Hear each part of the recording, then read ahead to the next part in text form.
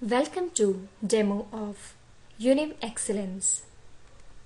In this session, we will take you through various services available for school segment from class 6 to 8 English medium, 9th to 12th English medium, and services available for 6 to 8 Hindi medium and 9 to 12th Hindi medium.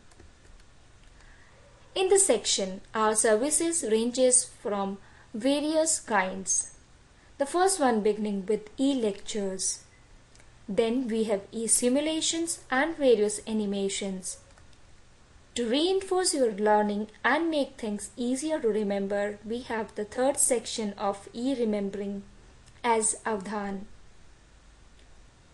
Then we will take you through e-learning segment, which covers various offerings of books, quick learning capsules, chapter notes, chapter-wise question answers, and other learning format required for the students. Thereafter, we will take you to our e-testing platform where you can give subject-wise and chapter-wise tests based on the latest patterns available for learning. And at the last, we will browse you through our query solution platform to cover any kind of query that you have encountered. So let us browse through all the services from e-lectures to e-query solution and see how we can make learning more interactive, effective, and enjoyable.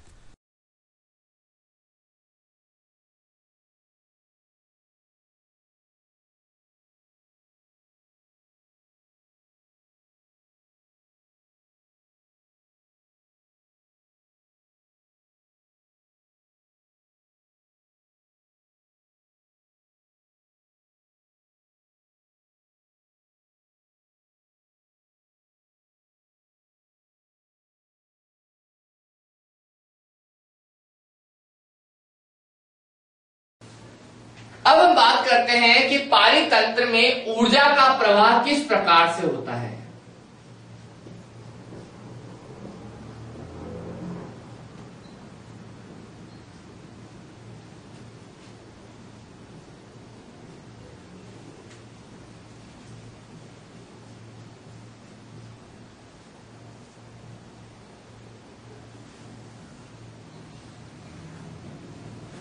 एक खाद्य श्रृंखला के बारे में विचार करते हैं।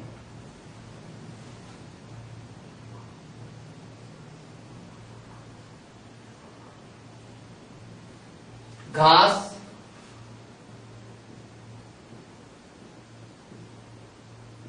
टिड्डा,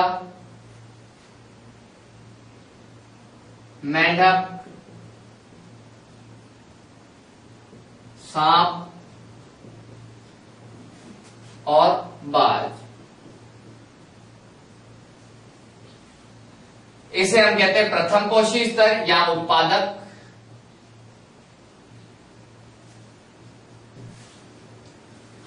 दूसरा प्राथमिक उपभोक्ता।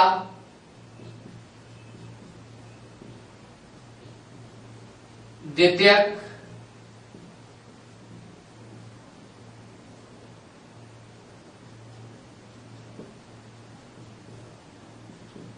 यानी तृतीय पोषी स्तर, और यदि सांप और बाज की बात करें तो वो तृतीय पोषी स्तर, क्योंकि ये चरम में आते हैं और हम इन्हें T3 और T4 यानी चौथा और पांचवा पोषी स्तर बताते हैं। हम जानते हैं पौधे जो हैं जब प्रकाश संश्लेषण करते हैं तो उन्हें ऊर्जा कहां से मिलती है, तो हम जानते हैं सूर्य से। तो सूर्य से जो प्रकाश पौधों पर गिरता है, उस प्रकाश का कुछ प्रतिशत भाग ही पौधों के अंदर प्रकाश संश्लेषण में काम आता है और पौधे उस प्रकाश ऊर्जा की सहायता से भोजन का निर्माण करते हैं। यदि हम कल्पना करें कि जो घास है या हरे पौधों में प्रकाश संश्लेषण की प्रक्रिया द्वारा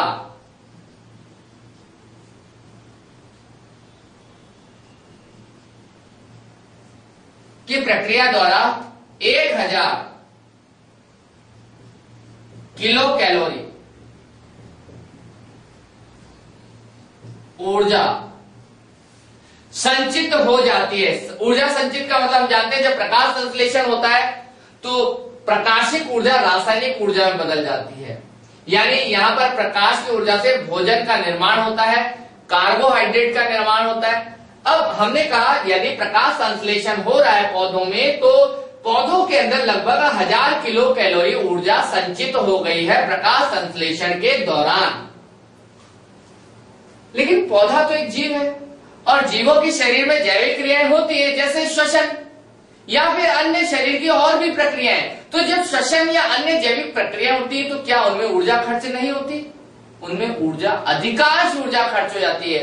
तो जब पौधों में 1000 किलो कैलोरी ऊर्जा बनी है, कैसे? प्रकाश संश्लेषण से बनी है, संचित है, लेकिन उसमें से 90% ऊर्जा खर्च हो जाती है पौधे की खुद की क्रियाओं में, जैविक प्रक्रियाओं में। तो अब इनमें कितनी ऊर्जा बचेगी? केवल 10%, और वह केवल 10% ऊर्जा ही अगले जीव में जाती है, यानी शाकाहारी में।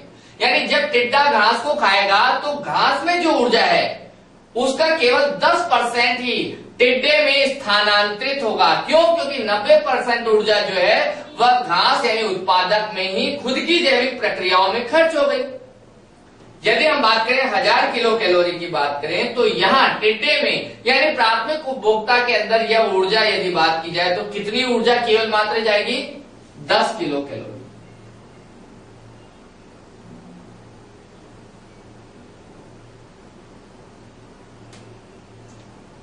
हजार 100 किलो किलो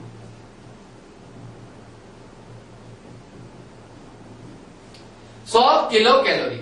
अब ये जो 100 किलो कैलोरी जो ऊर्जा जो प्राथमिक उपभोक्ता के अंदर है, चूंकि यह टिड्डा जो है प्राथमिक उपभोक्ता है, एक जीव है, तो इसके शरीर में भी तो जैविक क्रिया होंगी, तो इसकी 90% यानी 90% ऊर्जा इसकी शरीर की जैविक प्रक्रियाओं में खर्च हो जाएगी। तो आखिर फिर अगले पोषी स्तर में कितनी जाएगी? केवल 10%। तो ऐसी स्थिति में अगले पोषी स्तर यानी मेंढक में जो ऊर्जा होगी, संचित ऊर्जा वह होगी 10 किलो कैलोरी। ऐसे ही यही प्रक्रिया यदि चलती जाए तो अगले पोषी स्तर के अंदर जाते ही यह ऊर्जा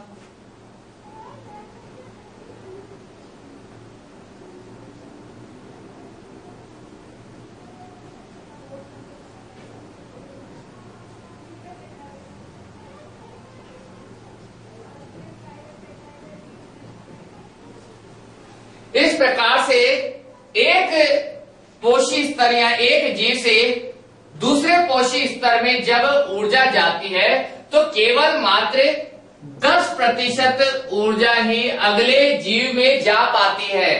90% ऊर्जा तो खर्च ही हो जाती है। और इस नियम को कहा जाता है 10% ऊर्जा स्थानांतरण का नियम।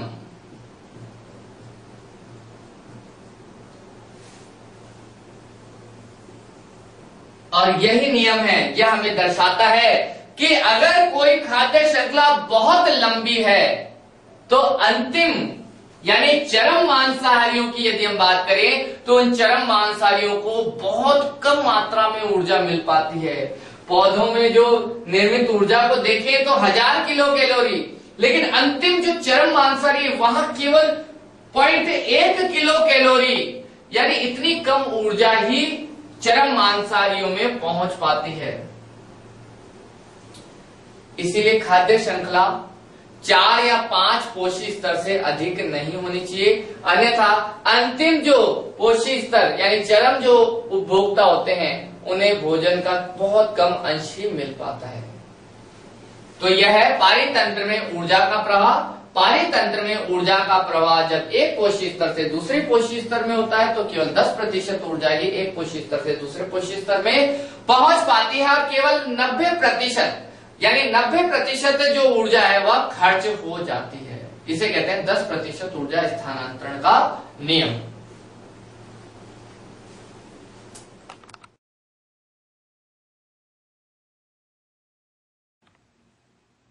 अब हम अवधान की प्रक्रिया द्वारा हमारे द्वारा अध्ययन किए गए हमारा पर्यावरण का एक क्रमिक रूप से अध्ययन करेंगे।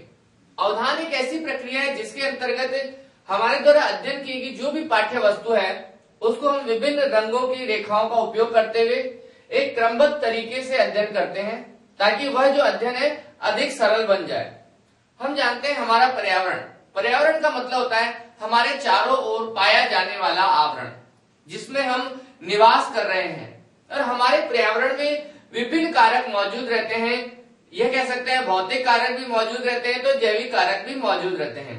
तो पर्यावरण में सबसे पहले हम बात करते हैं प्रदूषण के बारे में, प्रदूषक के बारे में कि प्रदूषक क्या होते हैं।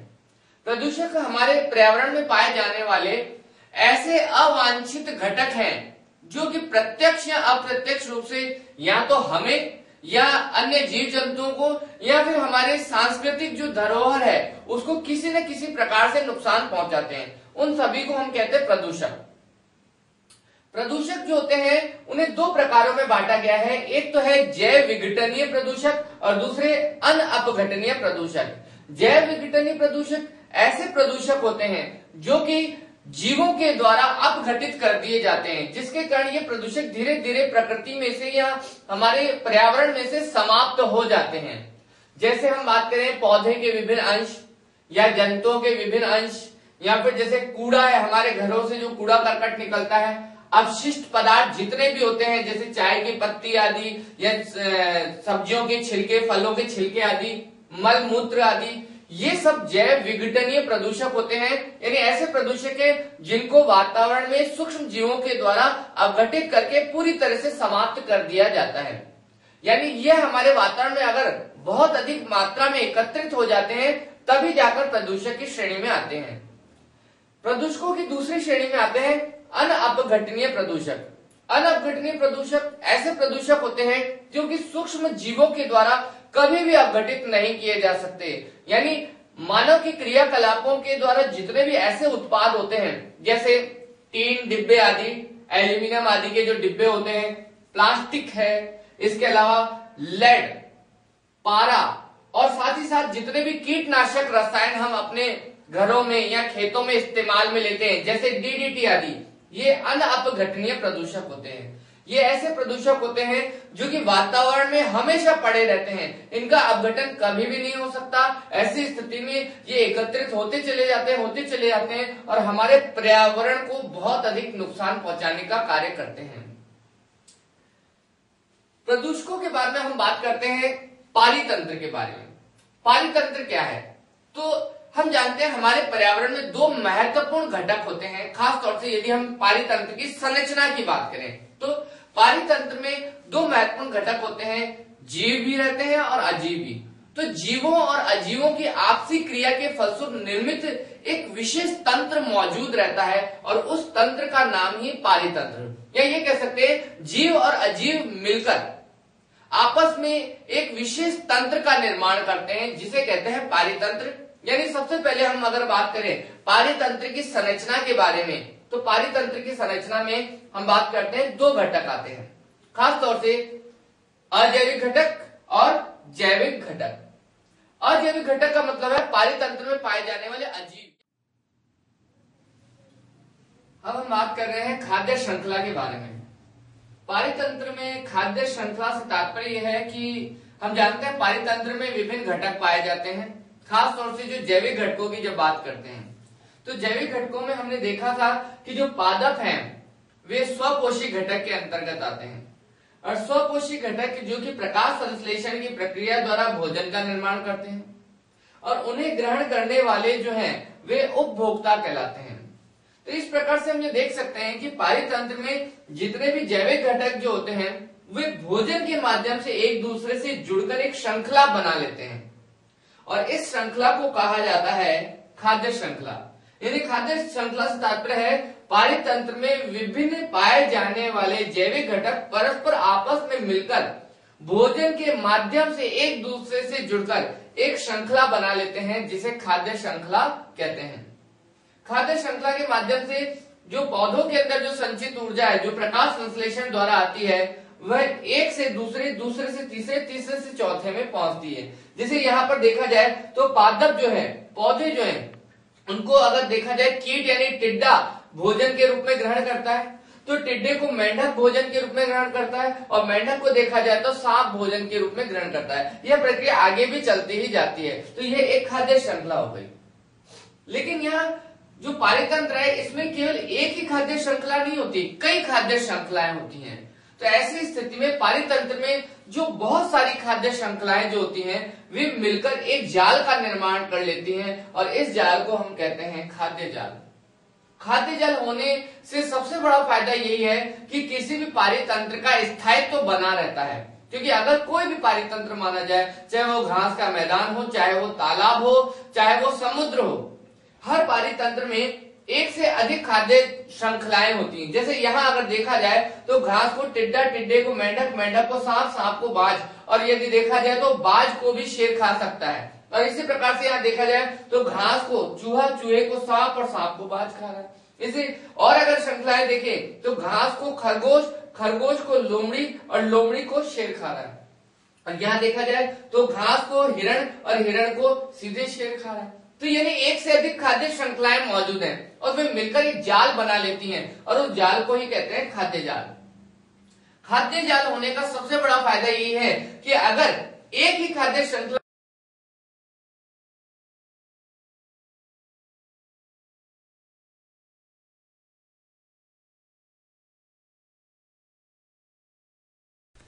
आइए अब हम ई लर्निंग के माध्यम से हमारे द्वारा देखे गए वीडियोस एवं अन्य जानकारियों को लिखित रूप में देखें। ई लर्निंग में हम chapter notes, quick learning capsule, chapter wise question answers एवं अन्य संसाधनों की मदद से हमारे द्वारा पढ़े गए पाठ को लिखते हैं, याद करते हैं। क्रमबद्ध तरीके से तैयार किए गए ये नोट्स आपको सभी जानकारी एक डॉक्यूमेंट के फॉर्म में देते हैं। यहाँ हम विज्ञान का पाठ देख रहे हैं, जिसमें हमारे आसपास के पदार्थ के बारे में बताया गया है।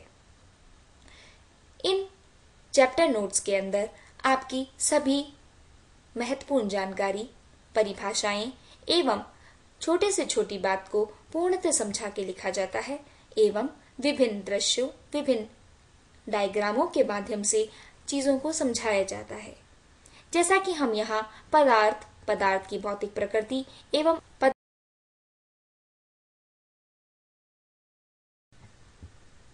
अब हम ई टेस्टिंग के माध्यम से अपनी समस्याओं का समाधान करते हैं। हम आज के टीचर सेक्शन में जाएंगे और अपने प्रश्न को जिस भी कक्षा और विषय के बारे में पूछना चाहते हैं वो प्रदर्शित करेंगे। हम स्कूल का चयन करते हैं क्योंकि हम 10वीं के विज्ञान का प्रश्न पूछना चाहते हैं, जिसका अभी हमने वीडियो लेक्चर देखा। बोर्ड हम राजस्थान बोर्ड का चयन करते हैं। सेकेंडरी कोर्स कक्षा 10वीं विज्ञान, और पाठ का नाम हमारा पर्यावरण। हम यहाँ पे टॉपिक भी बता सकते हैं किससे संबंधित हम जानकारी प्राप्त करना चाहते हैं। हम प्रदूषण से जानकारी जानना चाहते हैं तो हम अंग्रेजी अथवा हिंदी में टॉपिक का नाम लिख सकते हैं। हम हमारा प्रश्न हिंदी अथवा अंग्रेजी दोनों में भेज सकते हैं। हम जानना चाहते हैं पर्यावरण को प्रदूषण किस तरह से प्रभावित करता है, तो प्रदूषण पर्यावरण को कैसे प्रभावित करता है, यह लिखकर हम अपना प्रश्न भेज सकते हैं। इस प्रश्न का समाधान हमारे माय अकाउंट सेक्शन के सर्विसेज आई यूज सेक्शन में मिल जाएगा। हमारा प्रश्न सक्सेसफुली जोड़ा जा चुका है। इस प्रकार आप अपनी सभी समस्याओं का समाधान आज के टीचर सेक्शन ई टेस्टिंग के माध्यम से कर सकते हैं। अब हम ई टेस्टिंग सुविधा के माध्यम से ऑनलाइन टेस्ट देके देखते हैं। हम गिव टेस्ट नाउ पर क्लिक करेंगे और इस प्रकार हम विभिन्न प्रकार के टेस्टों को दे सकते हैं। हम फंडामेंटल ऑफ अकाउंटिंग का टेस्ट भी दे सकते हैं और हम बैंक रिकंसिलिएशन टेस्ट भी दिया जा सकता है। इससे पहले हमारे पास सारे ही इंस्ट्रक्शंस आएंगे। Bookmark, attempted questions, questions remaining, पूर्व एवं मध्य। टेस्ट शुरू करने के लिए हम स्टार्ट टेस्ट पे शुरू करते हैं। इसके बाद हमारे पास प्रश्न आते जाते हैं। हम प्रश्नों को अब उत्तर दे सकते हैं। दिया गया उत्तर अटेम्प्टेड एरिया में आ जाता है। ये प्रश्न अभी अंग्रेजी माध्यम के हैं। इसी प्रकार हिंदी माध्यम में प्रश्न उत्तर भी उपलब्ध हैं। हम बुकमार्क भी कर सकते हैं अगर किसी भी प्रश्न को हम दोबारा देखना चाहें। हम नेक्स्ट के माध्यम से अगले प्रश्न पर जा सकते हैं। इस प्रकार हम अपने पूरा ऑनलाइन टेस्ट के माध्यम से अपने पढ़े हुए पाठ का रिवीजन कर सकते हैं।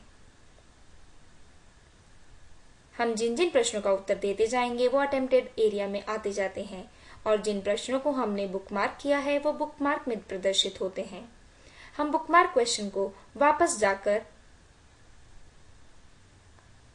अनमार्क करा जा सकता है ताकि हमारे पास अगर हमें सही उत्तर पता है तो हम उत्तर बदल देंगे। हम किसी अन्य प्रश्न पर यदि एक बार में जाना चाहें तो हम यहाँ से डायरेक्ट भी जा सकते हैं। यहाँ से हम प्रश्न 20 पे डायरेक्ट आ गए हैं। इस प्रकार हम 13 मिनट हमारे पास और शेष हैं। क्लिक हेयर टू सबमिट पर बटन दबाने से हमें एक विंडो खुलती है जो हमारे से परमिशन मांग रही है। क्या हम टेस्ट समाप्त करना चाहते हैं? इसके पश्चात हमारा उत्तर और हमारे जो भी प्रश्न हमने दिए हैं उसी सवाल से स्कोर कार्ड प्रदर्शित हो जाता है। इस प्रकार हम विभिन्न प्रश्नों तथा विभिन्न विषयों का टेस्ट देकर देख सकते हैं कि हमें